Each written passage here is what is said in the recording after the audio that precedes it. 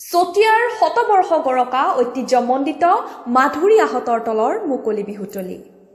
আজি মুকলি বিহুৰ শুভ উদ্বোধন কৰে বিধায়ক পদ্ম হাজৰিকাই। একেবাৰে সেই হাফ পেণ্ট পিন্ধাৰ পৰা পথাৰে পথাৰে দৌৰি দৌৰি মাধুৰী আহতৰ তলৰ বিহু মেলা চোৱা সেইজন চতিয়াৰ সন্তান হিচাপে মই আপোনালোকৰ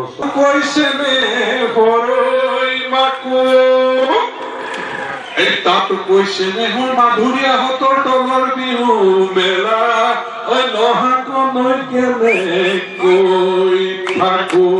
অসমৰ প্ৰথমখন মুকলি বিহু মেলা চতিয়াৰ মাধুৰী আহতৰ তলৰ মুকলি বিহু 1918 চনতে আৰম্ভ হোৱা তাহানিৰ উহনি পাৰৰ বিহু। উহনি পুখুৰীৰ ভেটিত তাহানিৰ খৰঙী বৰুৱাই শলাল বৰগোহাঁইনীক আদৰিবলৈ ভাওনাৰ আয়োজন কৰিছিল।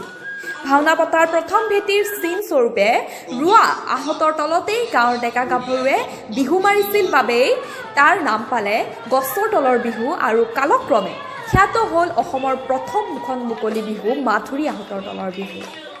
শতবৰ্ষ গৰকা মাধুৰী আহতৰ তলৰ বিহু মেলা 106 বছৰত পৰি দিলে। চতৰ সংক্ৰান্তিৰ পৰা শুভাৰম্ভ হয় এই বিহু মেলাৰ 7 বিহুৰ কাৰ্যসূচী। অসমৰ বিভিন্ন প্ৰান্তৰ পৰা বাচকবনীয়া বিহু দলে অংশগ্ৰহণ কৰা মুকলি বিহুৰ আজি শুভ উদ্বোধন কৰে বিধায়ক পদ্ম হাজৰিকাই।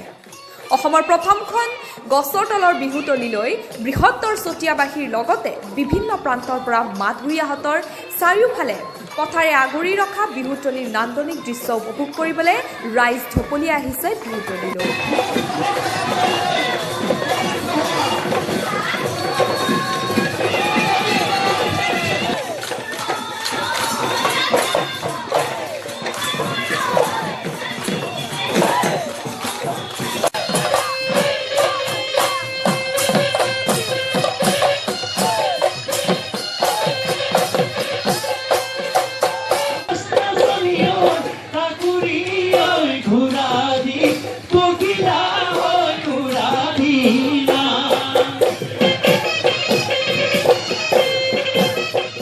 ঘৰৰ ওচৰৰে এই বিহু মেলা, যিখন বিহু মেলাক অসমৰ প্ৰথম মুকলি বিহু মেলা বুলি এতিয়া আমি অসম চৰকাৰৰ স্বীকৃতিৰ কাৰণে আবেদন হৈছে। ইয়াৰ পৰীক্ষা নিৰীক্ষাখিনি চলি আছে, কিন্তু আশাবাদী যে খুব সোনকালেই মাধুৰী আহতৰ তলৰ বিহু মেলাক অসম চৰকাৰে স্বীকৃতি দিব যে অসমৰ প্ৰথম মুকলি বিহু মেলা বুলি।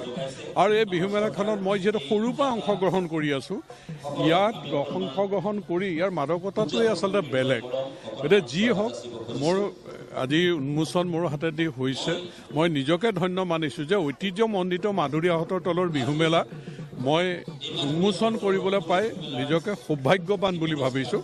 গতিকে অসমীয়াৰ কৃষ্টি সংস্কৃতি, অসমীয়াৰ বিহু ক্ষেত্ৰত চতিয়াৰ মানুহৰ যি অৱদান আছে, এই মাধুৰী আহতৰ তলৰ বিহু মেলাই এক সুন্দৰ আচলতে আমাৰ নিদৰ্শন যে মাধুৰী আহতৰ তলৰ বিহু মেলাই প্ৰমাণ কৰে চতিয়াৰ ঐতিহ্যৰ কথা, বিহুৰ ক্ষেত্ৰত থকা ঐতিহ্যৰ কথা।